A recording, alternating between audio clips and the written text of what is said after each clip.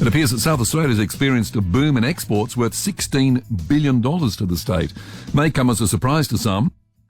Really great news in light of the ongoing dispute with China. Now, you may recall that China slashed Australian wheat imports, other Australian farm commodities, disrupting international trade worth hundreds of millions of dollars a year. There were cuts to our wine exports, seafood.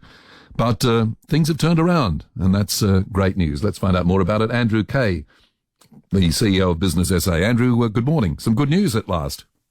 Good morning, Graham. Yeah, and it is good news. And on the back of your point around China, what is really pleasing is to see the diversity of some of these markets that are bouncing back, such as US, Canada, Malaysia, Japan, South Korea, India. They're all experiencing some growth, which is very positive news. And I guess the point is that in hindsight, we're putting all the eggs in one basket with China. We've since learned that we need to diversify. Yeah, I think it's a great lesson, and we're seeing that these numbers are really on the back of sectors such as grain and mining, wine, which is really pleasing given the hit they took from China, gas and iron ore. So there's still a role for investment in manufacturing in the state to ensure that we start to capture some of that value here before we export, but it's still very pleasing news. Is a lot of this due to Mother Nature, the benefits of, we've had good seasons and so forth, or is this some pretty good planning and hard work? I have no doubt there's planning and hard work at the back of it. We have had great seasons. Grain prices are up. The war in Ukraine has had an effect, obviously, on supply, and in eastern states, supply has been affected by weather there. So South Australia, with our great season and our quality produce, has been in a good place to capitalise on that.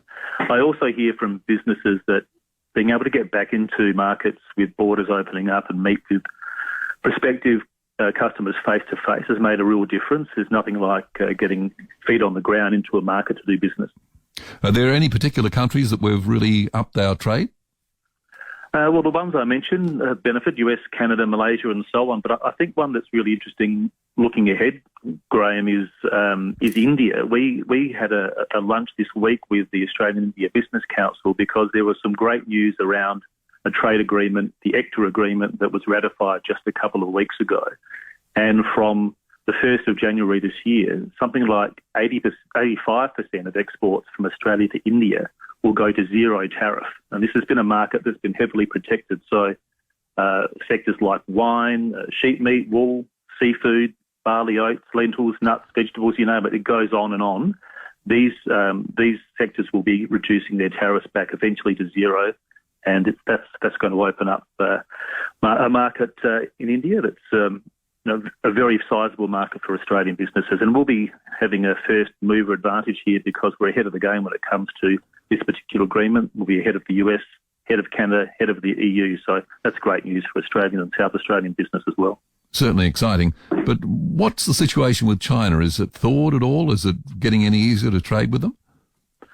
Well, I think in the bigger sectors such as iron ore, they're still